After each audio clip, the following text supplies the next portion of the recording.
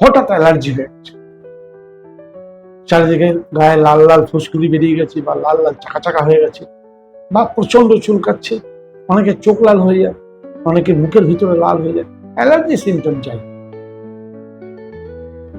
আপনার ঘরে ওষুধ আছে, যে ওষুধ ব্যবহার করলে কোনো সাইড ইফেক্ট বিহীন ভাবে আপনাকে অ্যালার্জি থেকে মুক্তি দিতে পারে। আরে এতে না কমলে তখন আপনি চিকিৎসা করবেন, চিকিৎসা তো রইল, কিন্তু আপনার কষ্ট থেকে তৎক্ষণাৎ মুক্তি দিতে পারে আপনার ঘরোয়া ওষুধ। ভালো কোয়ালিটির হলুদ নিন 1 চামচ, গোলমরিচ নিন 1 চামচ, জোয়ান নিন 1 চামচ, আর সঙ্গে প্রয়োজন অনুযায়ী মধু মিশিয়ে দিন। এই 4টে জিনিস ভালো করে শিলে বাঁটুন। প্রচন্ড ঝাল হবে ঠিক কথা, কিন্তু এবার ওটা চেটে চেটে খান। আপনি দেখুন তো আপনার অ্যালার্জি থেকে আপনি মুক্তি পান কিনা। ঘরোয়া ওষুধ কখনো বেইমানি করে না। অতএব আপনি একবার পরীক্ষা করে দেখুন, আপনার অ্যালার্জির থেকে মুক্তি পাবেন। আর এটাই যদি প্রতিদিন একবার করে দীর্ঘদিন অভ্যাস করেন, আপনার অ্যালার্জি পার্মানেন্টলি খতম হতে পারে।